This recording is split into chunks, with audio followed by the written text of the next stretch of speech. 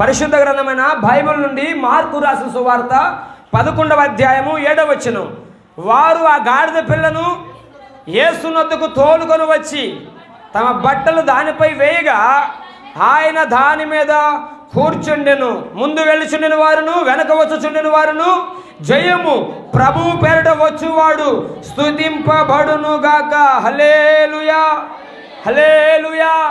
నా ప్రియ సంగమా, దేవుని ప్రజలరా, ఈ పగటి కాల వేళ దేవుని మాట వింటున్న మన జీవితాల్లో ఆయన మనతో మాట్లాడునుగాక, మనకు జయాన్ని కలిగించునుగాక, మనకు విడుదల ప్రసాదించునుగాక. యేసుక్రీస్తు ప్రభువారు దాదాపుగా సర్వోన్నతమైన స్థలము విడిచి, మహోన్నతమైన స్థలము విడిచి, దీనుడుగా రిక్తుడుగా శరీరము దాల్చి ఈ భూమి మీదకి వచ్చిన తర్వాత దాదాపుగా 33.5 సంవత్సరాలు జీవించాడు. 30 సంవత్సరాలు ఆయన వడ్లవాణి కుమారుడిగా పనిచేస్తూ మిగిలిన 3.5 సంవత్సరాలు దైవిక పరిచర్యలో ముందుకు కొనసాగాడు. ఆయన చేసిన సేవ ఎలాంటిదంటే, ఆయన 2 రకాల సేవలు చేశాడు. ఒక సేవ స్వస్థపరిచే సేవ చేశాడు, మరొక సేవ సువార్త సేవ చేశాడు. ఆమె చెప్పండి. పరలోక రాజ్యానికి సిద్ధపరిచే ఒక గుంపు చేశాడు, దైవిక స్వస్థత కలిగేలా ప్రజలను స్వస్థపరిచాడు. ఇట్లా ఆ యెరూషలేము, యోదియ, సమరయ, గలిలయ భూదిగంతాలంతటా ఆయనకు సాక్షులుగా అనేక మందిని తన వైపు ఆకర్షిస్తూ యెరూషలేము, యోదియ, సమరయ, గలిలయ ఆ ప్రాంతాలన్నీ తిరుగుతూ అనేక ప్రజలకు గొప్ప స్వస్థత కలిగించాడు, పరలోక రాజ్యానికి సిద్ధపరుస్తున్నాడు. ఆ క్రమములో ప్రభువారు కొంతమందిని శిష్యులుగా ఏర్పాటు చేసుకున్నాడు. చేపలు పట్టు జారులను, అయ్యా మిమ్మల్ని మనుషుల పట్టు జాలరుగా చేస్తా, నా వెంబడి రండి అని ఓ 12 మంది తన వెంట పెట్టుకొని సువార్త చేస్తూ పరిచర్య చేస్తూ పగలంతా సేవ చేశాడు, రాత్రంతా ప్రార్థన చేశాడు. పగలంతా సేవ, రాత్రంతా ప్రార్థన. ఈ పరిచర్య దాదాపు 3.5 సంవత్సరాలే, కానీ మహిమకరమైన పరిచర్య చేశాడు. ఇక చివరిగా సిలువకు అప్పగించబడే ముందు, ఇక ఈ ఆదివారం దాటితే శుక్రవారం సిలువేస్తారు. ఆ సువార్త ప్రయాణం చేస్తూ చివరిగా యెరూషలేము ప్రయాణం కట్టాడు. అదే యెరూషలేము చివరి ప్రయాణం. దాదాపుగా యెరూషలేము, యోదియ, యెరూషలేము, సమరయ, యెరూషలేము, గలిలయ ఇలా ప్రయాణాలు చేస్తూ తిరుగుతూ వచ్చాడు. కానీ ఆయా ప్రయాణం చేస్తూ చివరిగా చేరుకున్న ప్రయాణం యెరూషలేము ప్రయాణం. ఆమె చెప్పండి. ఇప్పుడు యేసు ప్రభువారు ఆయన చేస్తున్న ప్రయాణం చివరి ప్రయాణం. ఆ చివరి ప్రయాణంలో తనతో ఉన్న శిష్యులను పిలిచారు. బాయ్, నాతో బాగానే ఉన్నారు, 3.5 సంవత్సరాలు చక్కగా పాటలు పాడుతున్నారు, చక్కగా చప్పలు కొడుతున్నారు, చక్కగా ఆరాధన చేస్తున్నారు, దయ్యాలు పెట్టినారు, వినిపిస్తున్నారు, మంచిదే ఉంది. కానీ ఇప్పుడు ఇగో ముందున్నది ఒక చిన్న ప్రాంతం, నేను ఒక పని చేయాలని చెప్తే, అయ్యా మీరు చెప్పిన పని చేయకుండా ఆగిపోతామా? మీరే కదా శాశ్వతం, మీరే కదా సమస్తం అనుకొని సమస్తాన్ని త్యాగం చేసి వచ్చాం కదా అని మాట్లాడుతుండగానే ప్రభు అంటాడు, ముందున్న గ్రామానికి వెళ్ళండి, అక్కడ ఒక గాడిద పిల్ల కట్టబడింది, అని విప్పుకోరండి అని చెప్పాడు. స్తోత్రం చెప్పండి. హల్లెలూయా. ఎందుకు ప్రభువా మేము గాడిద విప్పురు అడిగిందయ్యా? మా ప్రేమ ఏంది, మా పరిస్థితి ఏంది? చేపలు పట్టుకుని మా అమ్మని వచ్చి మనుషులను బట్టే జాలన చేస్తానని చెప్పావు, ఇప్పుడేమో గాడిద పట్టుకోమంటున్నావు, గాడిద విప్పమంటున్నావు, అది మంది కాదు వేరే వాళ్ళది అంటున్నావు. మాటలు కొనసాగుతున్నాయి. ప్రభు వారు అంటారు, ఇదిగో మీ ఎదుట ఉన్న గ్రామానికి వెళ్ళండి, అక్కడ కట్టబడిన గాడిద పిల్ల కనబడుతుంది, దాన్ని విప్పుకొని తోలుకురండి. మధ్యలో దాని యజమాని అడుగుతాడు, ఎవరికబ్బాయ్, ఎందుకబ్బాయ్? నువ్వు చెప్పాలి, ఇది ప్రభువుకు కావాలి అని చెప్పండి, వాళ్ళు పంపించేస్తారు. స్తోత్రం చెప్పండి. హల్లెలూయా. ఎందుకు ప్రభువారు ఆడున్నారు అంటే, ఒక జంక్షన్లో నిలబడ్డాడు.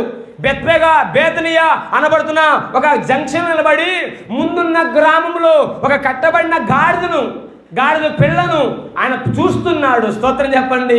దూరంలో ఉంది ప్రాంతం, కనబట్లేదు ప్రాంతం, సమస్తాన్ని ఎరిగిన దేవుడు, సర్వవ్యాపిగా ఉన్న దేవుడు, ఒకే చోట అన్ని కాలాలు ఉండగలిగిన దేవుడు. ఆయన నిలబడి మాట్లాడుతున్నాడు శిష్యులైన వారితో, మీరు వెళ్ళి గ్రామంలో ఉన్న గాడిద పిల్లను విప్పుకురండి, నేను త్వరగా ఎక్కాలి దాని మీద, ఇది నా చివరి ప్రయాణం, నేను ఎక్కితేనే అది ఆశీర్వాదకరంగా ఉంటుంది. అప్పుడాక గాడిద ఎప్పుడు ఎక్కలేదండి యేసుప్రభు వారు. అప్పుడాక గాడిద ఎప్పుడు ఎక్కలేదండి యేసుప్రభు వారు. ఎన్నోసార్లు గాడిద చూశాడు కానీ, కట్టబడి ఉండడం చూశాడు కానీ ఆయన ఎక్కడం చూడలా.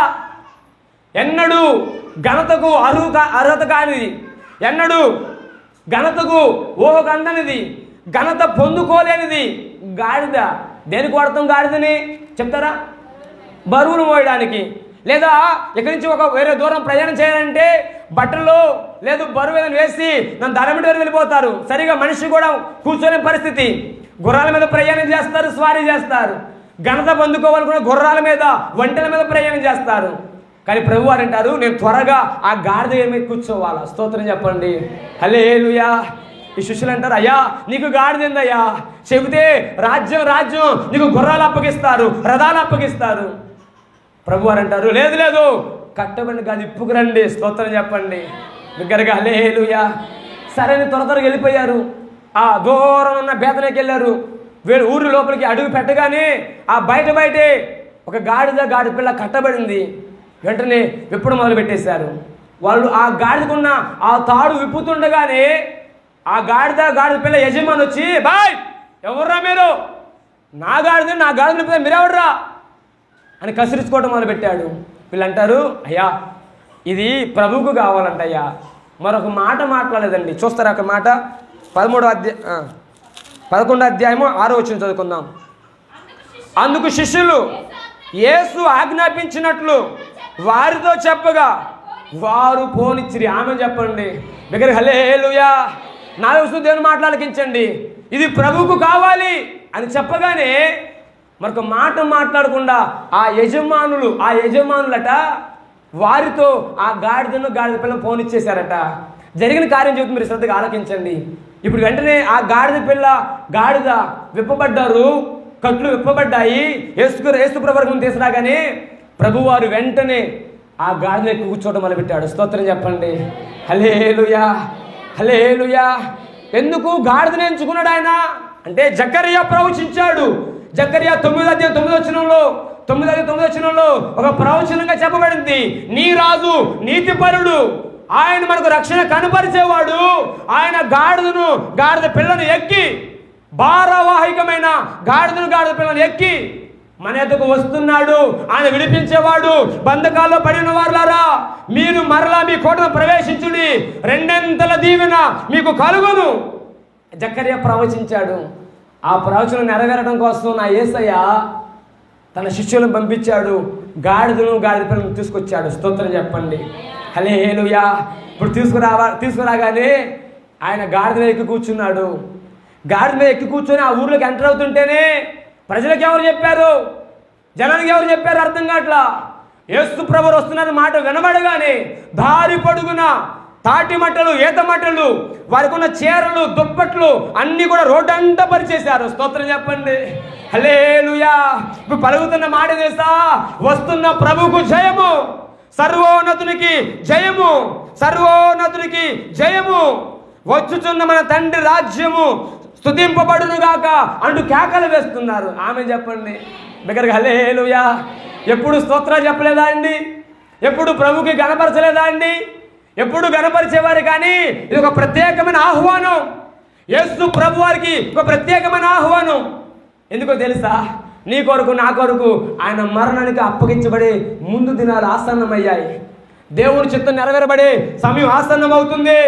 అందుకనే ప్రజలలో ఒక ఆత్మీయ వాతావరణం కలిగించాడు దేవుడు. ప్రజలకు కావాల్సిన అభిషేకాన్ని కలిగించాడు దేవుడు.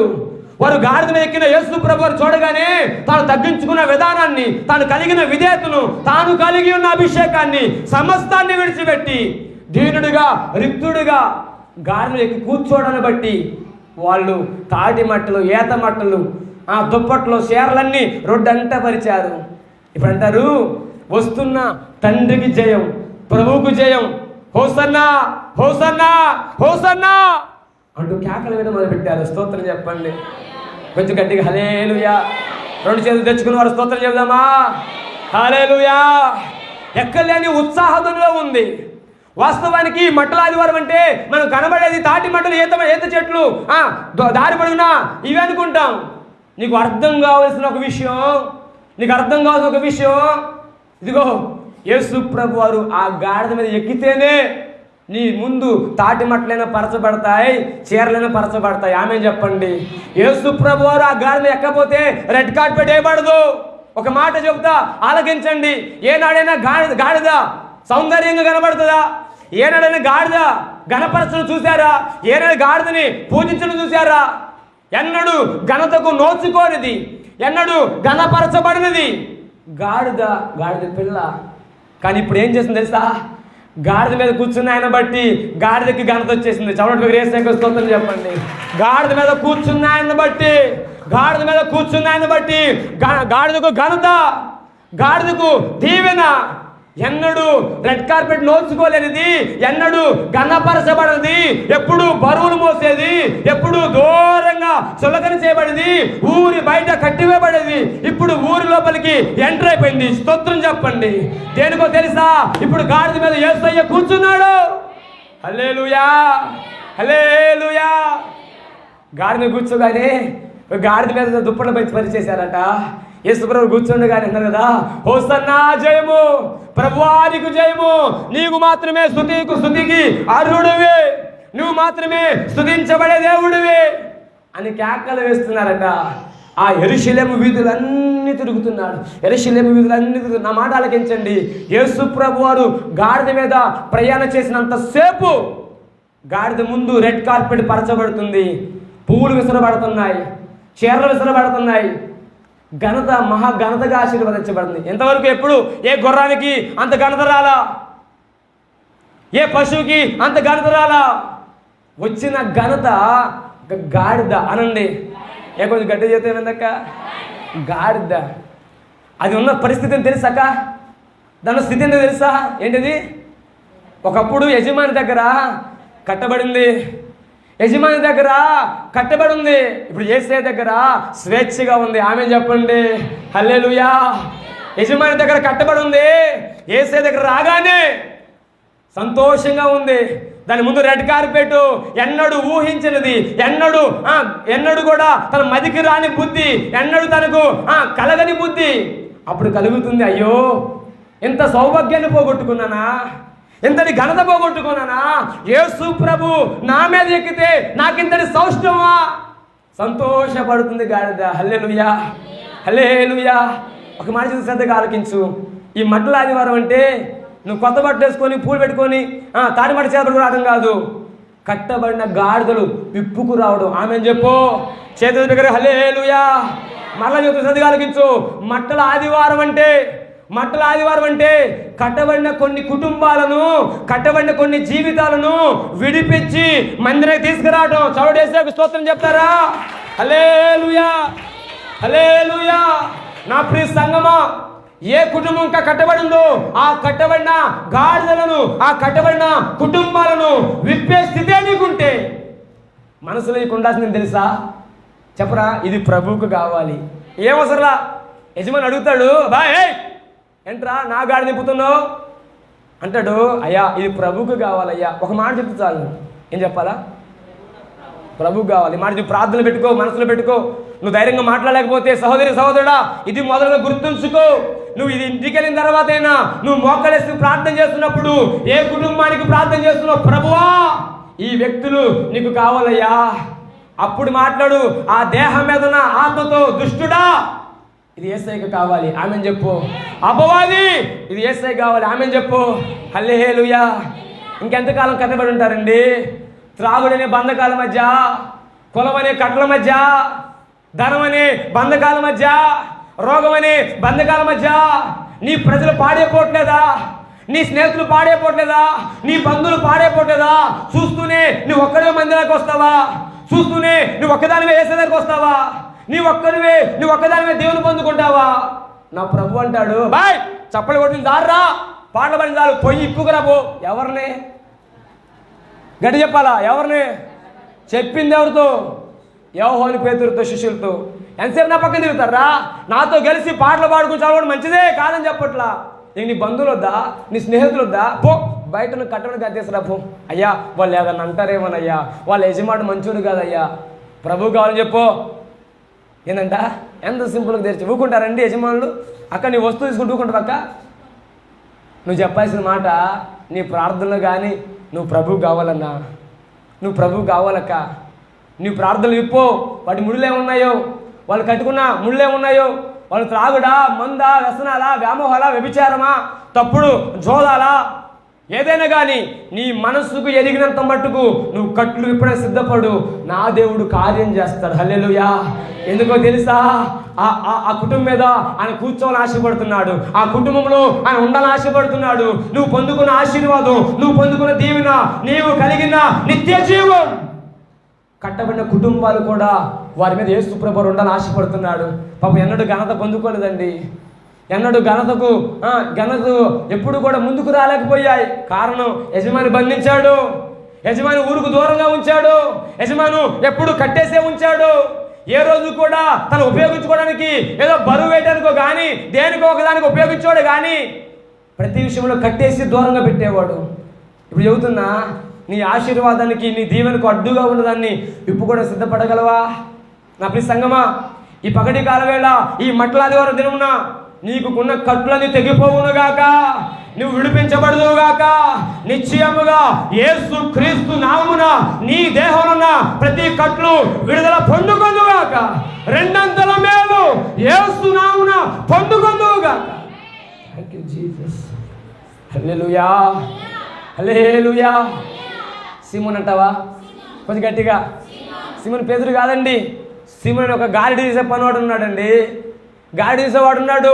ఆ ఊళ్ళో వాడి తెలివైనాడు. ఇక మాయలు చేయడం, మంత్రాలు చేయడం, మ్యాజిక్ చేయడం, ప్రజలందరినీ అబ్బురపరచడం, డబ్బులు సంపాదించడం, ప్రజలందరినీ మాయ చేయడం, డబ్బులు సంపాదించడం, ప్రజలందరి తన మీద చేయి పెట్టడం, డబ్బులు సంపాదించడం.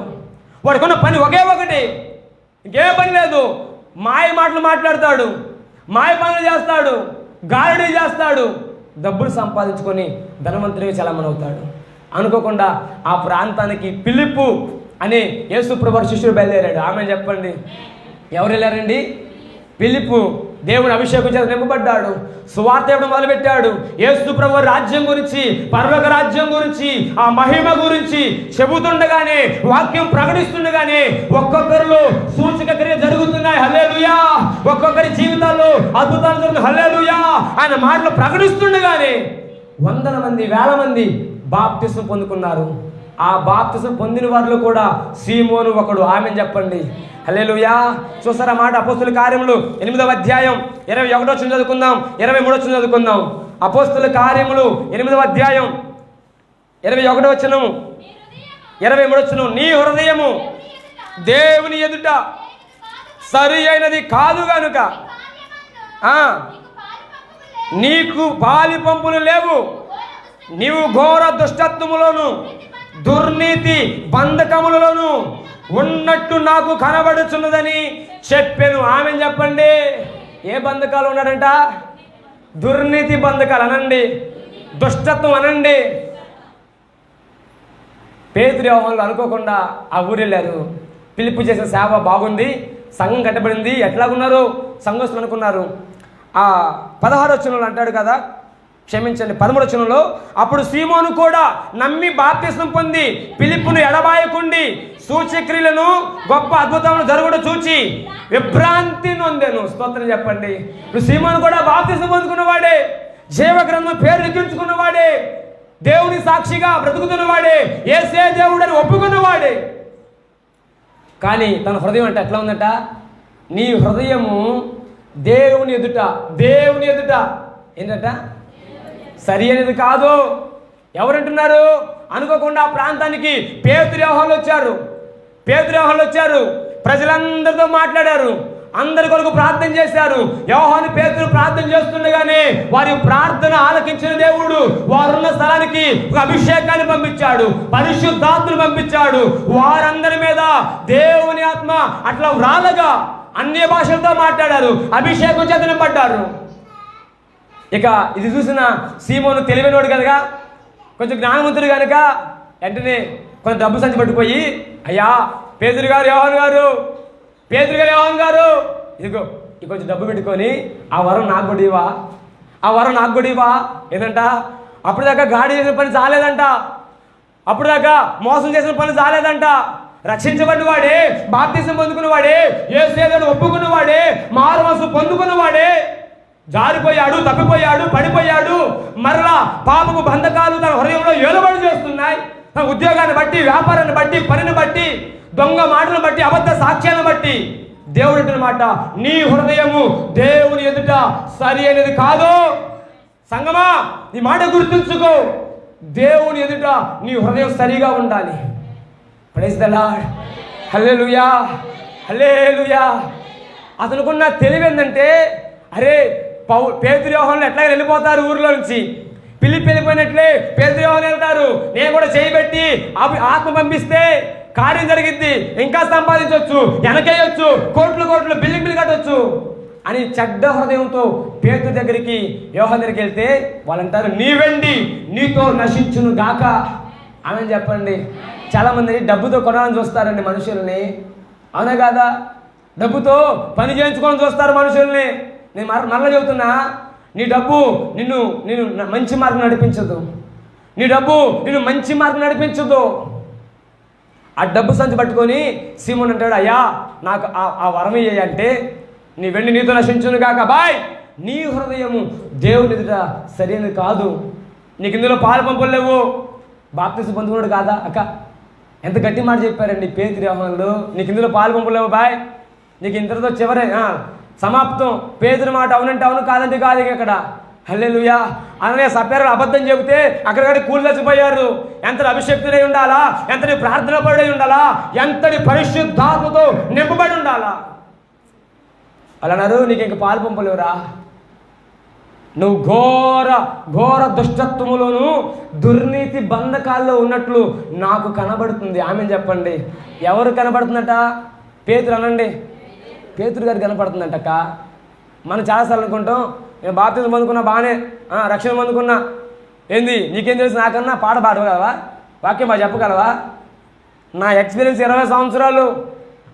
దండం పెట్టి చెబుతున్నా, నీ డాపు సారు మాటలు పక్కన పెట్టు. దేవుడు చూస్తున్నాడు, నీ హృదయము ఆయన చూస్తున్నాడు. ఆమె చెప్పు. దేవుని ఎదుట నీ హృదయం సరిగా లేకపోతే ఆయన రాజ్యంలో పాలు పంపలేవక్క. నువ్వు నమ్మి బాప్తిసం పొందుకొని ఉండొచ్చు, నేను కాదని చెప్పను. ఇప్పుడు ఈ సీమోను దుర్నీతి అనే బంధకాలు ఉన్నాడు. పైగా నేను నీతిమంతులను మాట్లాడుతున్నాడు, నీతిగా మాట్లాడుతున్నాడు, నేను నీతిమంతులు చెబుతున్నాడు, కానీ తనలో నీతి లేదు, దుర్నీతి ఉంది. దుర్నీతి బంధకాలు బంధించబడ్డాడు. ఎంతమంది లేరండి ఈ బంధకాల మధ్య? నేను మరలా చెబుతున్నా, సంగమా నువ్వు రోషం తెచ్చుకో, ప్రార్థన చెయ్యి. అయ్యా నేను ఇంకా దుర్నీతి బంధకాలు ఉన్నానేమో ప్రభువా, నా కాలం ముగించబడక మునిపే, నేను మరణానికి అప్పగించబడ మునికే నాలో దుర్నీతి తీసే ప్రభువా, నీకు నాకు మధ్య ఏ అడ్డు కూడా ఉండకూడదు అని ప్రార్థించగలిగితే నిశ్చయముగా నువ్వు దీవెనకరంగా మార్చబడతావు. ఆమెను చెప్పు. నువ్వు చేసిన ప్రార్థన సంగమా, నీకు నాకు మధ్య ఏ అడ్డు కూడా ఉండకూడదయ్యా, ఏ అడ్డు కూడా ఉండకూడదయ్యా. ఎంతకాలపు భక్తి జీవితంలో, ఎంతకాలపు ప్రార్థన జీవితంలో ఇంకా నన్ను కట్టిన కట్ట నుంచి నాకు ఈ పగలే విడుదల కావాలయ్యా నువ్వు ప్రార్థన చేయగలిగితే విడిపించే దేవుడున్నాడు, గణపరిచే దేవుడున్నాడు. ఆమె చెప్పండి. వాస్తవానికి ఈ మెసేజ్ని చెప్పు, నేను పెట్టుకున్న టాపిక్ అని తెలుసా? విడిపించి గణపరిచే దేవుడు. ఆమె చెప్పండి. మన నా చేత విడిపించి గణపరిచే దేవుడు. హల్లెలూయా. గాడిద విడిపించలేదా? గాడిద గణపరచలేదా? అట్లాగైతే నీకు ఒక శుభవార్త, నువ్వు ఇంకా ఏ బంధకాల్లో ఉన్నావో, ఏ దుర్నీతి అని, ఏ దుష్టత్వం అని, ఏ స్వయంకృత అపరాధం అనే బంధకాల్లో ఉన్నావో, యేసు నామమున నీకు నీ కుటుంబానికి విడుదల కలుగునుగా. నువ్వు మనస్ఫూర్తిగా ప్రార్థన చేయి, విశ్వాసంతో ఆయన ఎదురు నువ్వు నీ హృదయాన్ని తెరువు. అయ్యా నీకు నాకు ఏ అడ్డు కూడా ఉండకూడదయ్యా. సీమోను బాప్తిసం పొందుకున్నవాడే, సీమోను రక్షించబడ్డవాడే, కానీ పాలు పంపులో పేతురు చెప్పాడయ్యా, నాలో దుర్నీతి దుష్టత్వం ఉండకూడదయ్యా. మనస్ఫూర్తి నువ్వు ప్రార్థన చేయి, విడిపించే దేవుడి స్థలం ఉంది. నమ్మితే ఆమెను చెప్పు. గణపరిచే దేవుడు కూడా ఈ స్థలం ఉంది ఉన్నాడు. నువ్వు విడుదల పొందుకోవడమే ఆలస్యం అక్క. ఆయన మీద నీ ఇంట్లోకి వచ్చేస్తాడు, నీ దేహమే కూర్చుంటాడు. హల్లెలూయా. ఎస్తేరు అంటారా? కొంచెం గట్టి చేతి ఏమైంది? ఎస్తేరు పాపం ఏమి లేని పిల్ల, ఏమి లేదు, దయచేయండి మద్దుగా చెబితే వెళ్ళి కూర్చుంది చూశాను కోర్టులో. కొంచెం 6 సంవత్సరాలు ఆలస్యం పట్టింది. 7వ సంవత్సరం మహారాణి అయింది. ఆమె చెప్పండి. ఎప్పుడైతే యేసయ్య ఎంటర్ అవుతాడో ఇక వారి జీవితాల్లో పేదరికం కనబడదు, వారి జీవితాల్లో ఆత్మీయ రోగం ఉండదు, వారి జీవితాల్లో ఆత్మీయ పాపం ఉండదు. జాగ్రత్త సంగమా, నేను బాప్తిజం పొందుకున్నా, రక్షణ పొందుకున్నా అనుకుంటాం, కానీ ఆత్మీయ రోగం, ఆత్మీయ పాపం ఇంకా దేహాన్ని ఏలుబడి చేస్తుంది. దాని నుంచి సరి చేసుకునే మనసు మనకు కలుగుదుగాక. మనస్ఫూర్తిగా హల్లెలూయా, హల్లెలూయా.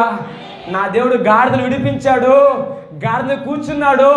ఎప్పుడు లేని ఘనత, ఎప్పుడు లేని ఆనందం గాడిదకు కలిగించినట్లుగా ఈ పగటి కాల వేళ ఇదిగో నేను ప్రకటిస్తున్న యేసయ్య నీ దుర్నీతి బంధకాల నుంచి విడిపించి నీ గృహములో ఆయన ఏలుబడి నీ గృహంలోకి వచ్చి నిన్ను గణపరిచే దేవుడు నేను ప్రకటించే సమితి చోట యేసయ్యకు స్తోత్రం చెప్తారా?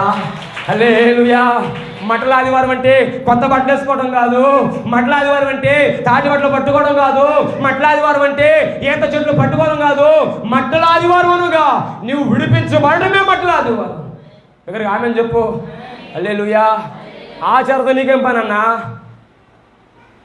యేసు ప్రభు వారు పుట్టికుంటువాడు ఎన్నడూ కూడా తను పుట్టింది మొదలుకొని కుంటువాడే అట్లా పడిపోయి ఉన్నాడు. ఆ దారి గుండా పోయాడు, చూశాడు. ఎందబాయ్ అయ్యా నాకు కాళ్ళు కావాలయ్యా, నువ్వు స్వస్థపడాలనుకుంటున్నావా, నువ్వు నడవనుకున్నావా? అవునయ్యా. నువ్వు పరిపెత్తుకున్నాడు అని చెప్పేసరికి లేచి పరిపెత్తుకున్నాడు. ఆ ఊరంతా తిరుగుతున్నాడు. ఆ ఊర్లో ఉన్న పరిసయ్యులు, శాస్త్రులు, సద్దుకాయలంతా కూడా అరే నువ్వు కుంటోడు కదరా, ఈరోజు సబ్బాతు, ఈరోజు నువ్వు నడవకూడదు, పని చేయకూడదు. ఏంటంట వీడి బాధ ఏందా? పుట్టింది మొదలుకొని కుంటివాడు నడవాలని ఆశ. ప్రజలేమన్నా తెలుసా? నువ్వు నడవకూడదు. ఏంటంట చెప్పు గట్టిగా. రోజుతో పని ఏందన్నాక బాగుపడాలని కోరుకోవాలి కానీ, అవునా కదన్నా? ఒక వ్యక్తి బాగుపడాలని కోరుకోవాలి కానీ ఈ పరిసర శాస్త్రులు అంటారు కదా, అరే ఈరోజు సబ్బాతురా, నువ్వు నడవకూడదురా. అరే కాలు లేక దాదాపు కొన్ని సంవత్సరాల నుంచి ఎడపడిపోయా, నన్ను ఎన్నడూ నువ్వు చూడలా, ఎన్నో నన్ను కనిపెట్టలా, ఒక ముద్ద వేసినట్టు కానే కాదు. ఎవరో దారిపోయినా యేసు ప్రభు వారు లేచి నిలబడమన్నాడు. నాకు బలం వచ్చి లేచి నిలబడ్డా, తన పరుగు పెట్టుకున్నా. నీకెందులో బాధ? నన్ను కాపాడిన, నన్ను నడిపించిన, నన్ను స్వస్థపరిచిన యేసయ్య మాటే వింటా. నీ ఆచార మాట వినను, నీ తప్పుడు మాట వినను. స్తోత్రం చెప్పు. నువ్వు నిజ క్రైస్తవుడు అయితే, నువ్వు నిజ క్రైస్తవురాలు అయితే నేను చెబుతున్న సాక్షి విను. నువ్వు నిశ్చయముగా యేసు మార్గంలో నడిచేబిడ్డగా ఉండాలి, దేవుని ఆజ్ఞలు పాటించేబిడ్డగా ఉండాలి. Praise the Lord. అంటాడు, అబ్బాయి నువ్వు పరిసరుడుగా, అధికారిగా, నువ్వు ఎవడని కానీ నన్ను స్వస్థపరిచింది మాత్రం యేసు ప్రభు వారు. ఆయన చెప్పిన మాట ఒకటే మాట. నాకు ఎంతకాలం బ్రతిగా నాకు కాళ్ళు రాలా, నాకు కాళ్ళు ఇచ్చాడు, నన్ను నడిపించాడు, నిలబెట్టాడు. ఒక్క మాట చెప్పాడు, నీ పరుపెత్తుకొని నడమన్నాడు. ఇక పరుపెత్తుకొని తప్ప ఇంకోటి ఏం చేయను. ఆమె చెప్పు. అమ్మ నన్ను వచ్చారు, ఈ అధికారులు ఉండరు కదా, ఇంటికి వెళ్ళారు. అబ్బా ఏమో మీ అబ్బాయి ఇవాళ ఆదివారం తల మీద పెట్టుకొని నడుస్తున్నాడు, కరెక్ట్ కాదు కదా, ధర్మశాస్త్ర విరోధం కదా. వీళ్ళు అంటారు, అయ్యా వాడు ఎక్కడ కూర్చున్నా మాకు తెలియదు, ఏం పెట్టుకున్నా మాకు తెలియదు, మేము వాడిని మర్చిపోయినాం అయ్యా, మాకు చెప్పమాకండి. ఆమె చెప్పండి. హల్లెలూయా. నేను చెబుతున్నా, నువ్వు ఆచారం అనుకుని పోతే అట్లాగే పోతావు. ఇగో సీమోన్లాగా. లేదు, దేవుడు నన్ను రక్షించాడు, నాకు దేవునికి మధ్య ఏ అడ్డు కూడా ఉండకూడదన్న మనసు నీకు కలిగితే నిశ్చయముగా పరలోక రాజ్య వారసులుగా మార్చబడతాం. ఆమె చెప్పండి. హల్లెలూయా, హల్లెలూయా, హల్లెలూయా. నా ప్రియ సంగమా, ఇంకా మన జీవితాలు, మన స్నేహితులు ఏ బంధకాలు ఉన్నారో, దుర్నీతి, దుష్టత్వం, ఏ బంధకాలు మనకు తెలియదు. నీ బంధకాలను తెంచేసాడు నేను ప్రకటించేసయ్యా. నీ కట్లు విప్పే దేవుడిని ప్రకటించేసయ్యా. నువ్వు ఏ కట్ల మధ్య ఉన్నావన్నా? నీ పెద్దలు చెబుతున్నా కొల కట్ల మధ్య ఉన్నావా? నీ పితరులు ప్రకటిస్తున్నా ఆచారాల కట్ల మధ్య ఉన్నావా? నువ్వు ఏ కట్ల మధ్య ఉన్నావు? యేసు నామమున నీ కట్లు విడిపోవునుగాక, కొల కట్లు తెగిపోవునుగాక, ఆచారపు కట్లు తెగిపోవునుగాక. యేసు నామమున నీ దేహం మీద ప్రతి కట్లు తెగిపోవునుగాక. గట్టిగా ఆమేన్ చెప్పండి. వాక్యం బయలు వెళ్ళ తోడనే వెలుగు కలుగుతుందట. విశ్వాసంతో ప్రార్థన చేయి, నిశ్చయముగా నేను విడిపించే దేవుడి స్థలం అందున్నాడు. ఎక్కడ 2-3 నా నామమున ఏకీభవిస్తారు అక్కడే ఉన్నానని వాగ్దానం చేసిన దేవుడు, నేను నమ్ముతున్న ఆయన స్థలం అందున్నాడు. హల్లెలూయా. నీ హృదయం సరి చేసుకో, నీ హృదయం సరిగా పెట్టుకో. నిశ్చయముగా నా దేవుడు నిన్ను పరలోక రాజ్య వారసుడిగా మారుస్తాడు. ఆమేన్. దేని నుంచి విడిపిస్తాడక్క? ఒకటి, నీ కట్ల నుంచి విడిపిస్తాడు. నువ్వు దుర్నీతి కట్ల మధ్య ఉన్నావా? లేదు కొల్ల కట్ల మధ్య నువ్వు ఉన్నావా? ఆచార కట్ల మధ్య నువ్వు ఉన్నావా? ఏ కట్లు నేను బంధించాయో నీకు తెలియకుండానే, నీకు అర్థం కాకుండానే రక్షణ పొందిన తర్వాత, మారుమనసు పొందిన తర్వాత, యేసే రక్షకుడు అని ఎరిగిన తర్వాత కూడా నీకు తెలియకుండానే నీ దేహంలోనికి చొరబడ్డ ప్రతి కట్లు యేసు నామమున విడుదల కలుగునుగా. హల్లెలూయా, హల్లెలూయా. ఈ పగలు నాతో ఏకీభవించగలిగితే నీ కట్లు విడిపించే స్థలంలో ఉన్నాడు. ప్రైజ్ ద లార్డ్, హల్లెలూయా. ఒక తల్లి 18 సంవత్సరాల నుంచట మందిరంలో పడిందట. గూను ఉంగిపోయి ఎవరో బాగు చేయట్లా. ఆఖరికి అయ్యగారు కూడా ప్రార్థన చేస్తుండే కానీ ఆమె గూని మీది మీదటికి వంగిపోతుంది. కింద చూడటం తప్ప పైకి చూడటం తెలియదండి ఆమెకి. ఏంది? కిందకి చూడటం తప్ప పైకి తెలియదు పాప. 18 సంవత్సరాలు చర్చి ఊడుస్తుంది, చర్చిలో పట్టాలేస్తుంది, చర్చిలో సేవకులకి సహకారంగా పరిచయం చేస్తుంది. విడుదల లేదు. అనుకోకుండా యేసు ప్రభు వారు ఆ సమాజ మందిరానికి వెళ్ళాడు. ఆమె చెప్పండి దగ్గరికి. హల్లెలూయా. సమాజ మందిరానికి వెళ్ళి వాక్యం చెప్పడం మొదలుపెట్టాడు. అక్కడ చెబుతూ ఒక మాట అన్నాడు, చూస్తారా? మార్కు రాసిన సువార్త, క్షమించండి, లోక రాసిన సువార్త 13, లోక రాసిన సువార్త 13:12 చదువుకుందాం. 13:12. యేసు ఆమెను చూచి రమ్మని పిలిచి, అమ్మా నీ బలహీనత నుండి విడుదల పొంది ఉన్నావని ఆమెతో చెప్పి, ఆమె చెప్పండి దగ్గర. హల్లెలూయా. ఇలా వాక్యం చెప్పడం మొదలుపెట్టేశాడు. సమాజ మందిరములు ఇట్లాగే సమాజం అంతా వచ్చి కూర్చున్నారు. వాక్యం చెప్పడం మొదలుపెట్టేశాడు. వాక్యం చదువుతుండగానే ఆత్మదేవుడు ప్రభుతో మాట్లాడి ఆ బిడ్డను లేపాడు. అమ్మా నువ్వు దగ్గర రా అని పిలిచాడు. అవి వంగి నడుచుకుంటూ వస్తుంది. నీకు ఎన్ని సంవత్సరాలు ఈ బాధ, నీకేంది బాధ అని అడగలా.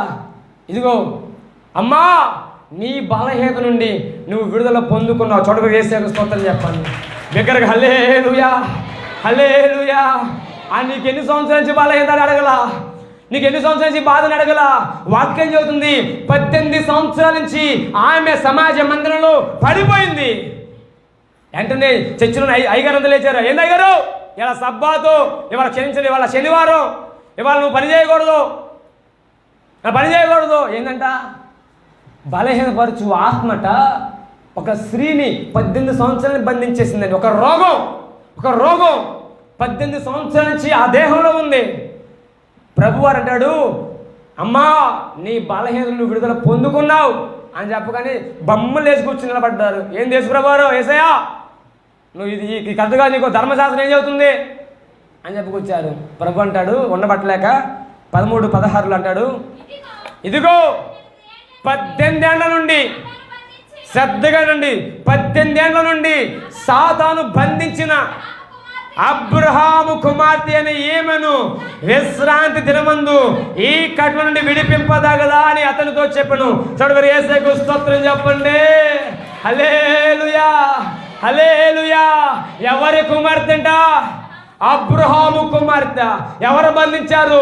సాతాను బంధించిన అబ్రహాము కుమార్తె అని ఈమెను ఈ కట్లని విడిపింపదగదా? ఆమె చెప్పండి. నువ్వు ఎవరి కుమార్తెగా ఉండాలా? దేవుని కుమార్తెగా. హల్లెలూయా. విశ్వాసులకు తండ్రిగా ఉన్న అబ్రహాము కుమార్తెగా నువ్వు పిలువబడితే నేను విడిపించే దేవుడు, నేను దర్శించే దేవుడు, నీ రోగం అనే కట్ట నుంచి విడిపించే దేవుడి స్థలం అందున్నాడు. హల్లెలూయా. సంగమా ఈ పగలు నువ్వు ఏ బలహీనతో బాధపడుతున్నా నాకు తెలియదు. విశ్వాసంతో ఈ మాట పట్టుకో, విశ్వాసంతో ఈ మాట విను. నేను ఈ మందిరం దాటి వెళ్ళిపోతుందగానే నాకు స్వస్థత కలగాలని ధైర్యంగా ప్రార్థన చేసుకో. నేను చెబుతున్నా, నీ బలహీనత నుండి నీకు విడుదల కలుగును గాక. బిగ్గరగా ఆమేన్ చెప్పండి. హల్లెలూయా, హల్లెలూయా, హల్లెలూయా. బలహీనతను విడిపించే దేవుడు, రోగాన్ని విడిపించే దేవుడు, నీ దేహాన్ని బంధించిన సాతాను బంధకాలనే రోగం నుంచి విడిపించే దేవుడు ఈ ప్రాంగణం ముందున్నాడు. దగ్గరికి ఆమేన్ చెప్పండి. Praise the lord. 18 సంవత్సరాలు. ఒకసారి ఆలోచించండి. ఒక వారం మంచంలో ఉంటే అన్న ఒక వారం మంచంలో ఉంటే అయ్యారు ఏం తెలియపోతున్నానయ్యా కొద్దిగా బలంగా ప్రార్థన చేయి. ఇది ఎటకారం కాదు, వాస్తవం కాదా? వాస్తవం కాదా? ఒక వారం కరెక్ట్గా మోషన్స్ అయితే మన పరిస్థితి ఎలా తెలుసా? 18 సంవత్సరాలండి, తల్లి వంగిపోయి ఉంది, తల పైకి ఎత్తలేకపోతుంది, ఆకాశం వైపు కళ్ళు ఎత్తడం కూడా మందిరంలో ఉంది, చేపలు ఉడుస్తుంది, చేపలు వేస్తుంది, పని చేస్తుంది, పరిచయం చేస్తుంది, రోగం బాట్ల. నేను చెబుతున్నా, నీ కట్లు ఏమైతుందో నాకు తెలియదు కానీ ఇగో ఈ ప్రాంగణం చేసే ఉన్నాడు. నమ్మిత విశ్వాసంతో ఆమె అని చెప్పు. హల్లెలూయా. నిన్ను చూస్తున్న కన్నులున్నాయి. హాగరు చూసిన దేవుడు నిన్ను చూడ్డా, హాగరు దర్శించిన నేను దర్శించడా. హల్లెలూయా. హాగరు భయపడ మాకు, నీ కుమారుడైన ఇష్మాయేలును రాజులు వస్తారు, అధికారులు వస్తారు, నీ ఇష్మాయేలు ద్వారా జనాంగమే బయటకు వస్తారు, భయపడమాక అని చెప్పగానే ఇప్పుడు హాగరు దేవుని బిడ్డ పేరేం తెలుసా? చూచుచున్న దేవుడు నీవేనయ్యా. అరణ్యంలో ఎవరు చూచారండి? అబ్రహామే చూడాల. అరే తీసుకొచ్చిన అబ్రహామే పట్టించుకోవాలా, కానీ చూసే కన్నులు ఉన్నాయి. సంగమా, ఈ పగలు నిన్ను చూసే కన్నులు కూడా ఉన్నాయి. స్తోత్రం చెప్పండి. హల్లెలూయా, హల్లెలూయా. సండే స్కూల్ పిల్లగాళ్ళు ఎందుకు వచ్చారు ఇక్కడికి? సండే స్కూల్కి వెళ్ళాలా? ఎలా వీడు కూడా వెళ్ళాలా? దేవునికి మహిమ కలుగును గాక. Praise the Lord. సంగమా, నిన్ను చూసే కన్నులు ఉన్నాయండి. ఆమె హాగర్ను చూసిన కన్నులు, ఇదిగో బలహీనతగా ఉన్న తల్లి చూసిన కన్నులు ఈ పగలిని చూస్తున్నాయి. సహోదరి, రోగం అనే కట్టు నుంచి నీకు విడుదల కలుగును గాక. బలహీనత అనే కట్టు నుంచి నీకు విడుదల కలుగును గాక. శిశేఖర్ అనే కట్టు నుంచి నీకు విడుదల దొరుకును గాక. హల్లెలూయా. తల్లి ముసలావిడ చూసి కానీ, అయ్యా అంత మాటను మాకయ్యా, ఎప్పటి నుంచో ఉంది, ఎప్పుడు ఎవరికి వరి వల్ల కాలేదు. అమ్మా నువ్వు లేచి నిలబడమ్మ చక్కగా. స్తోత్రం చెప్పండి. లేచి నిలబడ్డది. అక్కడ వాళ్ళందరూ గొడవపడ్డారు కానీ యేసయ్య అంటాడు కదా, ఏమి అబ్రహాము కుమార్తె ఆమె చెప్పండి. నిశ్చయముగా నా దేవుడు నీ బలహీనతను గద్దించునుగాక. నిశ్చయముగా నా దేవుడు రోగం అనే కట్టు నుంచి నీకు విడుదల కలిగించునుగాక. నీ ద్వారా నా దేవుడు ఘనపరచబడునుగాక. హల్లెలూయా, హల్లెలూయా. ఏమంటున్నాడు తెలుసా? అబ్రహాము కుమార్తె అనండి. ఏందన్నంత దీవెన, ఏందనకు ఘనత? ఎవరు పట్టించుకున్నారా? అరే గూని పిల్లరా, గూనామురా అని అనేక మార్లు అవమానపరిచారు, నిందించారు, అవహేళన చేశారు. అబ్రహాము కుమార్తెను ఒక్కడ మాట్లాడాలా? అవునా కదా? సంగమా, ఎన్నోసార్లు మనం కూడా రక్షణ పొందుకున్న తర్వాత కూడా బాప్తిసం పొందుకొని యథార్థమైన భక్తి జీవిస్తున్నాం కూడా మన గురించి తప్పుడు సాక్ష్యం చెప్పేవారు ఉన్నారు, మన అవమానపరిచేవారు ఉన్నారు, మన నిందించేవారు ఉన్నారు. నేను చెబుతున్నా, నిన్ను చూసే కన్నులు మాత్రం ఉంటున్నాయి. నువ్వు అబ్రహాము కుమారుడివే, నువ్వు అబ్రహాము కుమార్తెవే. నమ్మితే చౌడు మీద యేసయ్యకు స్తోత్రం చెప్పు. హల్లెలూయా. నీ తోబుట్టువులు నిన్ను గణపరచకపోవచ్చు, నీ బంధువర్గం నిన్ను గణపరచకపోవచ్చు, నీతో ఉన్న నిన్ను గణపరచకపోవచ్చు, కానీ నేను ప్రకటిస్తున్న యేసయ్య, నీవు అబ్రహాము కుమారుడివే, నువ్వు అబ్రహాము కుమార్తెవి. జక్కయ్య నువ్వు త్వరగా దిగు. ఎవరంట? జక్కయ్య. ప్రభు అంటాడు, ఇతడు కూడా అబ్రహాము కుమారుడు. ఆమె చెప్పు. ఏంటండి? పచ్చి దొంగ, పచ్చి మోసగారి, పొట్టోడు, ఇక ఎన్నెన్నో మాటలు ఉన్నాయి. కానీ నా దేవుడు చూచాడు. జక్కీతో అంటాడు కదా, నువ్వు అబ్రహాము కుమారుడు బాయ్. ఆ గూడు వంగిపోయిన ఆమె అంటాడు, నువ్వు అబ్రహాము కుమార్తె అమ్మ. ఆమె చెప్పు. నిశ్చయముగా నా దేవుడు నిన్ను బలహీనపరుస్తున్న ఆత్మతో మాట్లాడుతున్నాడు, విడుదల కలిగిస్తున్నాడు. ఆమె చెప్పు. బలహీనపరచు ఆత్మ, నువ్వు నా దేహాన్ని విడిచిపో అని చెప్పగలిగితే, దుష్టుడా నా దేహం నుంచి పారిపో అని ప్రకటించగలిగితే, అపవాది నా గృహంలో నీకు చోటు లేదు అని చెప్పగలిగితే, నిశ్చయముగా నిన్ను స్వస్థపరచు దేవుడి స్థలం అందున్నాడు. ఆమె చెప్పండి. నేను గణపరిచే దేవుడి స్థలం అందున్నాడు. ఆమె చెప్పండి. హల్లెలూయా. ఎట్లాగా చెప్పుకుంటూ పోతే ఇక ఎన్నో మాటలు వస్తుంటాయి, కానీ ఒక మాట మీకు జ్ఞాపకం చేసి గుర్తు చేసి ముగించేస్తా. గెరాసెను దేశములో శానా అనే దయ్యం పెట్టిన ఒక యవనస్తుడు ఏడుస్తూ ఆ ఊరంతా అల్లరదల్ల చేసేస్తున్నాడు. సంఖ్యలతో బంధించారు, సంఖ్యలు విడిపించేస్తున్నాడు. కట్టతో కట్టేశారు, కట్లన్నీ తెంపేస్తున్నాడు. రాళ్ళతో గీక్కుంటున్నాడు. అతని గోల ఇంత అంత కాదు. ఊరోళ్ళే అసలు వీడు ఇక్కడ ఉంటే మనందరికీ బాధరా, తీసుకెళ్ళ సమాధులు ఏమిటంటే సమాధుల్లో తీసుకెళ్ళి విసిరేశారు. సమాధులోంచి కేకేస్తే ఊర్లో వినబడుతుంది. ఊరిలో ఎవరు పట్టించుకోలేదక్క, ఎవరు పట్టించుకోలేదన్న. ఊర్లో జనాంగం తీసుకెళ్ళి సమాధులు వేస్తే సమాధిలో అరిచే అరుపు కేక నా యేసయ్య అన్నాడు. ఆమె చెప్పండి. పరుగు పరుగున గలిలయ సముద్ర అవతల ఉన్నవాడు ఎవరికి చెప్పకుండా, శిష్యులతో మాట్లాడకుండా, వాక్యం ప్రకటించి, ఎవరికి ప్రార్థన చేయకుండా త్వరగా ఆ అద్దరికి గలిలయ సముద్రంలోని పడవేసుకొని అద్దరికి రాగానే సమాధుల్లో ఉన్నవాడు పరుగు పరుగున యేసయ్య కాళ్ళలో పడిపోయాడు. అంటాడు, యేసు సర్వోన్నతుడా, నాతో నీకేం పని అయ్యా? ఎవడంటున్నాడు మాట? చెప్తాముడా, ఎవరన్నారు? శానా అనే దయ్యం పట్టిన యవనస్తులు అంటున్నాడు. వాస్తవానికి స్పృహ ఉందా? వాస్తవానికి తెలివి ఉందా? ఆ స్పృహే కనుక, ఆ తెలివే కనుక ఉంటే తల్లిదండ్రుల మాట వినేవాడే కదా. ఊరి బయట నెట్టి వేసేవాడు వాడు కాదు కదా. ఊరి బయట గెంటి వేసేవాడు కాదు కదా. అసలు వీడు పనికి రాడురా, వీడు మరణిస్తే చాలు అనుకున్న వారందరి ముందు నా యేసయ్య అతనిలో ఉన్న దయ్యాన్ని గద్దించి అతని విడిపించి ఆ ప్రాంగానికి ఆశీర్వాదకరంగా మలిచాడు. చూడగా యేసయ్యకు స్తోత్రం చెప్పండి. హల్లెలూయా, హల్లెలూయా. మీరు ఇంటికి వెళ్ళిన తర్వాత చదువుకోండి. లోక 5లో ఉంటుంది ఆ మాటలన్నీ కూడా. ఇంటికి వెళ్ళిన తర్వాత ఇప్పుడు కాదు, లోక 5లో ఉంటుంది. అక్కడ చెప్పిన మాట ఏంటంటే, అమ్మ నా మాట్లాడకండి. యేసు ప్రభు వారు ఎప్పుడైతే ఆ శాన దయ్యాన్ని ఆ పిల్లగాడు ఎలగొట్టగానే ఆ ఊర్లో అంతా కలిసి కట్టకట్టుకొని యేసయ్యను ఊరు నుంచి బయట పంపించేశారు. ఆ మాట ఆలకించండి. ఎప్పుడైతే శాన దయ్యం పట్టిన ఒక యవనస్తుని విడిపించగానే ఊరోళ్ళందరూ కలిసి యేసు ప్రభు వారిని ఊరు నుంచి బయటికి ఎలగొట్టారు. ఒక మాట అడగమంటారా? అడగనిపిస్తుందా? ఏం తప్పు చేశాడని ఊరు నుంచి ఎలగొట్టారండి? ఏం దోషం చేశాడు ప్రభువారు? ఏం చేయలా. యవనస్తులు ఉన్న శాన అనే 6,000 దయ్యాలు ఎలగొట్టాడు. జరిగిన పని ఏంటంటే 6,000 దయ్యాలు ఎడిపోయినాయి అంటే పందుల్లోకి వెళ్ళిపోయినాయి. దాదాపుగా అక్కడ 2,000 పందులు ఉన్నాయి. 6,000 దయ్యాలు ఆ పందులకు వెళ్ళగానే సముద్రంలో చచ్చిపోయినాయి. ఆ పందులు కాసుకునే పందులు కాపురం ఉన్నారు కదా, వాళ్ళు ఉండబట్టలేక ఊరంతా పోగేశారు. అయ్యా ఇతను అడుగు పెట్టాడు, వాడు బాగుపడ్డాడు, కానీ మా వ్యాపారం దెబ్బతింది, మా ఉద్యోగం దెబ్బతింది, మా సంపాదన దెబ్బతింది, అతడు ఈ ఊర్లో ఉండడానికి వీలేదు. ఏ కాపరులు? పందుల కాపరులు అనండి. ఓ ఉన్నారక్క పందుల కాపరులు, లేరనుకున్నారేంది? గొర్రెల కాపరులు ఉన్నట్టే ఉన్నారు. హల్లెలూయా. ఈయన బాధ ఏంటంటే యేసయ్యను బోధించరు, యేసయ్యను చూపించరు, యేసయ్య సాక్ష్యం చెప్పరు. వారిని వారు కనుపరుచుకుంటారు, వారిని వారు బయలుపరుచుకుంటారు, వారిని వారు పబ్లిష్ చేసుకుంటారు. హల్లెలూయా, హల్లెలూయా. నేను చెబితే నువ్వు బాధపడొచ్చాము, కానీ ఖర్చులు అమ్ముకునే వాళ్ళు లేరండి, నూనెలు అమ్ముకునే వారు లేరండి. నా ప్రభు మానజాలని స్వస్థపరచాలంటే హల్లెలూయా. ఖర్చు పూసుకుంటూ వస్తుందా? ప్రభు వారంటే దారిని పోతుంటే ఎవరో నా వస్త్రం చెంగు ముట్టుకున్నారు. జనం అంతా అయ్యా జనసమూహం అంతా మీద పడుతుంటే నీ వస్త్రం ముట్టుకున్నారంటే అందరూ నేను తాగుతున్నారు కదా, అందరూ నేను ముట్టుకున్నారు. కాదు, నాలో ప్రభావం బయటికి వెళ్ళింది. హల్లెలూయా, హల్లెలూయా. ఏంటంట? నువ్వు యేసయ్యను దర్శిస్తే చాలంటే ప్రభావం వచ్చేసింది.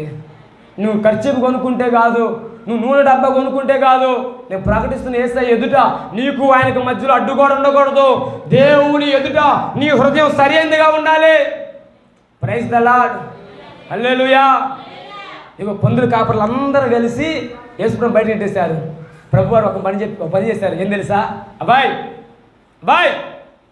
నువ్వు బాగున్నావురా, నువ్వు బాగున్నావు, మంచిగుండు అంటే ఈ ఎవరు అంటాడు, అయ్యా ఈ ఊరితో నాకు పని లేదయ్యా, నన్ను తీసుకొచ్చి సమాధులు పెట్టారు, మా అమ్మ నాన్న కూడా పట్టించుకోవాలా, ఎవరిని పట్టించుకోవాలా, నేను వాళ్ళతో ఎందుకు ఉండాలా, నీతో వచ్చేస్తా ప్రభువా, నీతో వచ్చేస్తా, నీ పనివాడిగా ఉంటా, నీ శిష్యుగా ఉంటా అంటే ప్రభువారికి ఉన్న భారం అంటాడు, అరే నేను ఉంటే ఈ ఊర్లో నన్ను ఉన్నట్లా, నీవు ఈ ఊరస్తుడివి, నువ్వు ఈ గ్రామస్తుడివే, నీవుకి ఉండే అధికారం ఉంది, నేను ఉంచుతారు.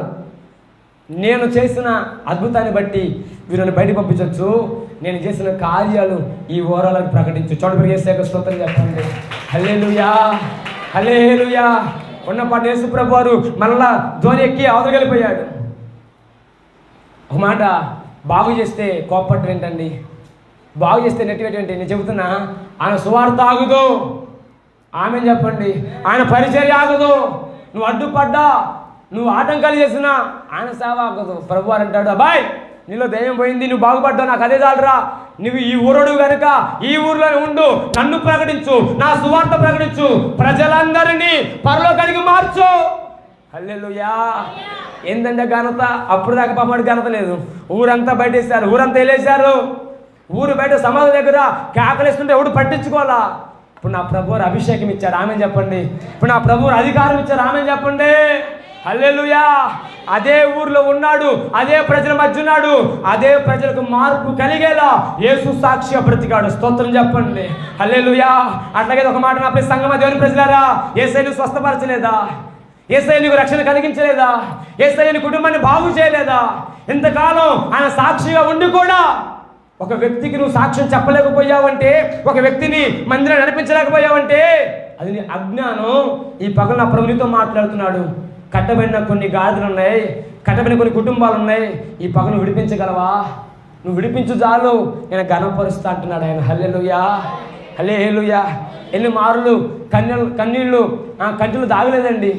అరే నా బంధువు రక్షణ పొందుకోలేదు, నా భర్త రక్షణ పొందుకోలేదు, నా కుమారుడు రక్షణ పొందుకోలేదు, నా బిడ్డలు పాడైపోతున్నారని నువ్వు మంచం మీద పడుకొని ఎన్నిసార్లు కన్నీళ్ళు కాలేదక్క? ఎన్నిసార్లు కన్నీళ్ళు కాలేదన్నా నువ్వు? నీ కుటుంబ పరిస్థితిని బట్టి ఇదిగో నీకు ఒక మాట ప్రభుతో చెబుతున్నా, ఇది మొదలుకొని నువ్వు విడిపించిన సిద్ధపడు. ఘనపరిచే దేవుడు ఉన్నాడు. మరణ పడక, పేదరికమా, పరిస్థితులు అతలకుతలంగా ఉన్నాయా, అవి ఏవైనా సరే ఈ పగలు నీ ప్రార్థనలు విడిపించడానికి నువ్వు సిద్ధపడు. ఘనపరిచే దేవుడు ఉన్నాడు. హల్లెలూయా. ఆమె చెప్పకపోయారా? మీకు ఒక మాట ఉదాహరణగా, నా మాట కాదులే కానీ, నా భావం కాదులే కానీ, ఆయన జ్ఞాపకం చేస్తున్నాడు కనుక మీకు తెలియజేస్తా. ఒబేదేదమనండి, కొంచెం గట్టిగా పర్లేదు, ఎవరో పట్టించుకోవాలా. ఆఖరికి రాజు కూడా, అరే నా రాజ్యంలో వాడే వీడు మరణిస్తే నా రాజ్యంలో మరణించినాడు కాదా అనుకోవాల్సిన రాజు కూడా అతను లెక్కలో తీసేశాడు. పేదోడు ఎందుకు పనికి, కట్టిక పేదోడు ఎవడికి పనికి వస్తాడు? రేడు చేసుకెళ్ళి మనస్సు పెట్టండి రా, చస్తే వాడు కుటుంబం మరణిస్తారు అని మహారాజు దావీదు కూడా వాడు ఎన్నిక లేకుండా చేసి మనసు పెట్టేశారు. 3 నెలలు కావచ్చింది. ఆ ఉబేదేదము రాజుని ఎదిరించలేడు, మనసాన్ని లోనికి కాదని చెప్పలేడు. మనసమనిగా మహిమ గల మనసం, రాజు మహారాజు ఎవరిని కాదనలేడు. సరే రాజు మాట ఎందుకు కానాలే, సరే చచ్చిపోయి నేను చచ్చిపోతా అని మనసాన్ని ఇంట్లోకి తీసుకున్నాడు, ఆహ్వానించాడు. మనసు ఇంట్లో ఉన్నందున 3 నెలలకే అష్టైశ్వర్యాలతో ఉబేదేదము ఆశీర్వాదించబడ్డాడు. ఆమె చెప్పండి. రాజు ఉండబెట్టలేక, బాయ్ ఒకసారి వెళ్ళి అదే ఆ ఉబేదేదము ఇంట్లో, పేద ఇంట్లో మనం మనసు పెట్టంగా వాడు ఉండబోయిన చూసినప్పుడు అని రహస్య కూటమిని పంపించాడు. అక్కడ గుడిసె లేదు, అక్కడ పేద ఇల్లు లేదు, ఒక పెద్ద డూప్లెక్స్ హౌస్ ఉంది. అయ్యా ఇక్కడ ఉబేదేదము అని ఒక ఆయన ఉండాలంటే అదిగో ఆ బిల్డింగ్లో ఉన్నాయని అన్నాడు. అరే వాళ్ళు పూరిలు కదా, పాక కదా, పేదోడు కదా, ఇంత డూప్లెక్స్ హౌస్ ఎట్లా అంటే ఏమో తెలియదయ్యా. 3 నెలలైంది. ఈ 3 నెలలలోపే ఏమైందో తెలియదు కానీ అతడు అష్టైశ్వర్యం చెందింపబడ్డాడు. ఇక ఉండలేక రాష్ట్ర కూడా వెళ్ళి అతనితో ఉబేదేదము, ఏంటబ్బా నువ్వు ఎట్లా ఇన్నూరు ధనవంతుడివి, ఏమైనా దొంగ డబ్బు ఏమైనా వచ్చిందా, దొరికిన డబ్బు ఏమైనా ఉందా అని అతని మీద కొంచెం ఇన్వెస్టిగేషన్ చేశారు. అతను అంటాడు, అయ్యా నేను ఏ పాపం చేయాలి, ఏ పని చేయలేదయ్యా. ఈ మందసం మా ఇంటికి వచ్చిన తర్వాత నేను ఎంతగా ఉన్నా తప్ప ఈ మనసు తప్ప నాకు వేరే దిక్కు లేదయ్యా. స్తోత్రం చెప్పండి. ఇక రాజు కూడా వెళ్ళి రాజు అంటారు, అయ్యా వాడు నీతో సరిపోయాడు ఉన్నాడయ్యా, రేపు మాపు నేను దాడిపోతాడయ్యా. హల్లెలూయా. ఏ అంటే మందసం ఇంట్లో ఉందే. నేను చెబుతున్నా, ఈ పగలు నీ గృహంలో నువ్వు వేస్తేనే ఆహ్వానించగలిగితే, ఈ పగలు నువ్వు విడిపించాలి, నువ్వు ప్రజలను తప్పించాలి, వారి కట్ల నుంచి, వారికి ఉన్న రోగాల నుంచి, వారి బంధకాల నుంచి విడిపించాలి. ప్రభువా నాతో కూడా ఉండయ్యా నువ్వు ప్రార్థన చేయగలిగితే నువ్వు వెళ్ళు ప్రతి స్థలంలో నీతో కూడా వచ్చేవాడిని ప్రకటించేసయ్యా. ఆమె చెప్పగలవా? హల్లెలూయా. నువ్వు వెళ్ళు ప్రతి స్థలానికి నీతో కూడా వచ్చేవాడిని ప్రకటించేసయ్యా. ఆయన ఇంటికి వస్తే మారిపోతాయి పరిస్థితులన్నీ. ఆయన విడిపించి ఘనపరిచే దేవుడు. స్తోత్రం చెప్పండి. కట్టబడిన గాడిదను యజమాని అడుగుతున్నాడు, రే ఎక్కడికి రా, ఇది ప్రభువుకు కావాలయ్యా. ఏం మాట వచ్చేసారు సంగమా. అపవాది కూడా కొన్ని కుటుంబాలను కట్టేసింది. వ్యసనం అనే కట్లతో, వ్యభిచారం అనే కట్లతో, త్రాగుడనే కట్లతో, జోదమనే కట్లతో, ముసలమ్మ ముచ్చట్లని కట్లతో, కులం అనే కట్లతో, ఆచారం అనే కట్లతో అపవాది కూడా మన కుటుంబాలను కట్టేసి బంధించేసింది. సంగమా, ఈ పగలు నువ్వు విడిపించబడుతూ నీ జనాంగాన్ని విడిపించుకోగలవా? ఈ పగలు నువ్వు విడిపించబడుతూ నీ జనాంగాన్ని విడిపించుకోగలవా? అట్లాగైతే నిన్ను గణపరిచే దేవుడు, నీ జనాంగాన్ని గణపరిచే దేవుడు తరతరాలు ఆశీర్వదించగల సమర్థుడు. ఆమె చెప్పండి. ఎన్నడూ గాడిదకు ఘనత లేదండి. గాడిద ఊరు బయట కట్టబడేదే కానీ ఊరు లోపలికి పంపించేది కాదు. బరువులకే ఉపయోగించుకుంటారు కానీ దాన్ని దేనికి ఉపయోగించుకోవాలా? ఇప్పుడు యేసయ్య ఆ గాడిద కూర్చోగానే ఊరంతా ఆహ్వానిస్తుంది. ఆమె చెప్పండి. ఇప్పుడు ఊరంతా ఆహ్వానించడం పక్కన పెట్టు. ఆ ఊరిలోనికి వెళ్తే దారి పొడిగిన చాపలే, దారి పొడిగిన కార్పెట్సే, దారి పొడిగిన చీరలే. ఇక అంటారు హోసన్నా జయము, హోసన్నా జయము, సర్వోన్నతుడు స్తుతింపబడును గాక. కేకలు వేస్తున్నారు. స్తోత్రం చెప్పండి. సంగమా, సహోదరి సహోదరుడా, ఒకవేళ నీ జీవితం అధోగతి కావచ్చు, నిన్నెవరు కౌంట్ చేయకపోవచ్చు, నీ మీద నిందలు అవమానాలు రాళ్ళు వేయవచ్చు. నేను చెబుతున్న మాటను నువ్వు యేసయ్యని నీ ఇంటికి ఆహ్వానించు. నువ్వు విడిపించబడాలని, నీ జనాంగం విడిపించబడాలని నువ్వు ప్రార్థన చేయి. నిశ్చయముగా ఏ నోరు నిన్ను అవమానపరిచిందో, ఏ వ్యక్తిని నిందించాడో అదే వ్యక్తి ముందు నీకు భోజనం సిద్ధపరచగల దేవుడు నేను ప్రకటించే యేసయ్య. దగ్గరికి ఆమె చెప్పరాదండి. హల్లెలూయా. ఒక సాక్ష్యం చెప్పేసి నా మాట ముగించేస్తా. ఇదే చిలకల్లో, ఇదే చర్చిలో పరిచయం చేస్తున్నాం. నేను పరిచయం చేసిన కొత్తలో చాలామంది చాలా రకాల మాటలు అన్నారట. నాకు తెలియదు, అన్న వాళ్ళు ఎవరు నాకు తెలియదు. నా మీద నింద్ర కూడా వేశారట, నాకు తెలియదు. కానీ ఒక తల్లి పిలిచింది ఇంటికి. చెప్తే మీకు అందరికి అర్థమైందిలే కానీ చెప్పట్లేదు. ఒక తల్లి పిలిచింది ఇంటికి. అయ్యా, మీ నాన్నగారు సేవ చేస్తున్నప్పుడు కూడా మేము ఎప్పుడు పట్టించుకోవాలా? నువ్వు సేవ చేస్తున్నప్పుడు చాలామందిని మీ సంఘంలో వరకు మేము తీసుకెళ్ళాం మా సంఘానికి. నువ్వు చాలా తప్పుడు మాట్లాడాం అయ్యా. ఈరోజు దేవుడు నాతో మాట్లాడాడు అని ఒక మీటింగ్, పీటీ వర్గీస్ గారు వచ్చిన రోజున మీటింగ్ జరిగింది. ఆ తెల్లారినే ఆమె పిలిచింది. నాతో దేవుడు మాట్లాడాడు అయ్యా, నీ గురించి తప్పుగా మాట్లాడా, తప్పుడు ప్రచారం చేశా, నన్ను క్షమించయ్యా అంది. ఆ తల్లి వయసు ఎంత చెప్పమంటారా? దాదాపుగా మా అమ్మ వయసు ఉంటుంది. మా అమ్మ వయసు ఉంటుంది. ఇంటికి పిలిచి ఎందుకు పిలిచిందో తల్లిగారు, సరే మనకి వాళ్ళు ఎన్నో అనుకొని పిలిస్తే వెళ్ళాలి కదా, బాధ్యత. సేవకుడు అంటే వాళ్ళు శత్రువే కానీ ఎవరే కానీ పిలిచినప్పుడు వెళ్ళాలా. కబురు పెట్టారు, వెళ్ళి సరే ఎందుకో వీళ్ళు మనం పట్టించుకోరు, అసలు మనం అంటే చిన్న సూపు చూస్తారు, అసలు మేము అసలు క్రైస్తవులే కానట్లుగా, మేము అసలు ఈ ఊరోళం కానట్లుగా చూస్తారు. ఏమో ఎందుకు పిలిచింది అన్నట్టుగా వెళ్ళగానే మీరు నమ్మండి, మంచి కాఫీ పెట్టింది. ఆమె కూర్చోట్ల నించోట్ల అటు ఇటు కాకుండా వంగినట్టుగా నా చేతులు పెట్టుకుని, అయ్యా నన్ను క్షమించయ్యా చిన్నవాడి అంది. అమ్మ అట్టన్న మాకు నువ్వు పెద్దనివి, నువ్వు నాకు అమ్మలాంటి దానివి ఎట్లంటే ఆమె అంటది కదా, చాలాసార్లు నిందలేసా నీ మీద తప్పుడు ప్రచారం చేశా, నన్ను మన్నించయ్యా, నువ్వు మన్నించా అంటేనే నేను చేయి వదిలిపెడతా అంది. అక్కడ కన్నీరు కాచా. నాకే అర్థం కాలా. అమ్మ నాకు ఎవరు చెప్పలేదు, నేను వెళ్ళలేదు కదా, నాకు ఇవన్నీ పట్టించుకోలేనంటే, లేదు లేదా నువ్వు క్షమించా అంటేనే చేతులు వదిలిపెడతా. ఈ మైక్ వినబడుతుంది, వాళ్ళకి వినబడుతున్నాయి కొన్ని మాటలు. ఆమె చెప్పండి. హల్లెలూయా, హల్లెలూయా. నేను చెబుతున్నా, విడిపించే దేవుడు ఉన్నాడు, గణపరిచే దేవుడు ఉన్నాడు. ఆమె చెప్పండి. హల్లెలూయా. ఇదే ఊర్లో త్రాగా, ఇదే ఊర్లో తిరిగా, ఇదే గ్రామంలో ఎందుకు పనికిరాని విడిగా మీ మధ్య తిరిగా, నా దేవుడు ఇదే గ్రామంలో నన్ను ఘనపరుస్తున్నాడు. ఆమె చెప్పండి. దగ్గరగా స్తోత్రం చెప్పు. నన్ను ఘనపరిచిన దేవుడు నేను ఘనపరచుడా? నీకు నాకు తారతమ్య భేదం చూసే దేవుడు ఆయన అందరికీ ప్రభువు. తారతమ్యం ఎంచని వాడు ఆయన. నిన్ను నన్ను ఒకేలా ప్రేమించే దేవుడు. నేను ప్రకటించేసయ్యా, నువ్వు ఏ నింద గురి కాబడుతున్నావు అక్క, అన్న నువ్వు ఏ నిందలు అవమానపడుతున్నావు, భయపడమాక. ప్రజల ముందు, శత్రు ముందు భోజనం సిద్ధపరిచేవాడు. నేను ప్రకటించేసయ్యా. ఇది మొదలుకొని ఆయన సోకులు ప్రార్థన చేయగలవా, ఆయన ఆహ్వానించగలవా? విడిపిస్తానయ్యా, నేను విడిపించబడతానయ్యా అని ప్రార్థన చేయగలవా? నిశ్చయముగా నువ్వు ఎవరి కుటుంబం కొరకు ప్రార్థన చేస్తున్నావో ఆ కుటుంబంతో ప్రార్థించే దుష్టుడా, ఈ గృహంలో నీకు చోటు లేదు, అపవాది ఈ దేహం నీకు అధికారం లేదు అని ప్రార్థన చేయి. నిశ్చయముగా నా దేవుడు నీకు అధికారం ఇచ్చునుగాక, నీకు అభిషేకం ఇచ్చునుగాక, పరిశుద్ధాత్మ నింపుదల నీ మీదకు బలముగా దిగవచ్చునుగాక. నిన్ను బలహీనపరుస్తున్న ఆత్మతో నా దేవుడు మాట్లాడుతున్నాడు. నీ బలహీనత పారిపోవునుగా. హల్లెలూయా. ఇదిగో దుర్నీతి బంధకాల మధ్య బంధించబడ్డాడు సీమోను. రోగం అనే కట్ల మధ్య బంధించబడింది గూనిగా ఉన్న తల్లి. దయ్యం అనే బంధకాల మధ్య బంధించబడ్డాడు యవనస్తుడు. నా దేవుడు వారందరూ విడిపించాడు. తన కుమారుడుగా, తన కుమార్తెగా ఘనపరుస్తున్నాడు. అట్లాగైతే ఈ మట్లాది వారంలో నీకు ఒక శుభవార్త. మట్లాది వారంగా కొత్త బట్టలు కాదు, ఈత మట్టలు కాదు, తాటి మట్టలు కాదు, పువ్వులు కాదు, నేను ప్రకటిస్తున్నా విడిపించబడటమే మట్టల ఆదివారం. హల్లెలూయా. మన కుటుంబాలకు విడుదల దొరకడమే మట్టలేదు. హల్లెలూయా. మన కుటుంబాలు ఎగసి పడుతున్న ప్రతి అపవాది బంధకాల నుంచి మనం విమోచన పొందుకోవడమే మట్టలు ఆదివారం. ఆమె చెప్పండి, ఇక్కడికి ఆమె చెప్తారా? ఈ విశ్వాసంతో నువ్వు ఈ మందిని దాటిల్లు. ఇగో రాత్రి అంతా ప్రభుతో పెనుగులాడొచ్చా. నా ప్రభు చెప్పిన ఒకే ఒక మాట, విడుదల పొందుకున్నారు చెప్పు. ఒకటే మాట, అయ్యా విడుదల పొందుకున్నారు, అంశం పెడితే ఏం బాగుంటుంది అయ్యా, చక్కగా ఉండాలి కదా అంటే, ఇప్పుడు ప్రార్థన చేసుకున్నట్టే విడిపించి ఘనపరిచే దేవుని పెట్టాను అన్న నా మనసుకు పెట్టాడు ఆయన. స్తోత్రం చెప్పండి. హల్లెలూయా. నువ్వు నమ్ము, నువ్వు ఏ దుర్నీతి బంధకాల మధ్య ఉన్నావో, నువ్వు నమ్ము ఏ బలహీన మధ్య నువ్వు ఉన్నావో, నువ్వు నమ్ము ఏ దయ్యపు శక్తులు నిన్ను నీ కుటుంబాన్ని ఆవరించాయో, నజరేయుడైన యేసు నామమున నీవు నీ కుటుంబం విడుదల పొందుకొందురుగాక. హల్లెలూయా. రెండు చేతుల దగ్గరగా హల్లెలూయా, హల్లెలూయా. నా దేవుడు నిన్ను, నీ కుటుంబాన్ని, నీ జనాంగాన్ని విడిపించునుగాక. దేవుడి మాట దీనికి ఆశీర్వదించునుగాక. తల ఉంచుకుని ప్రార్థన చేద్దాం. మొక్కలేసి ఒక చిన్న ప్రార్థన. సంగమా, ఒక చిన్న ప్రార్థన చేయగలవా?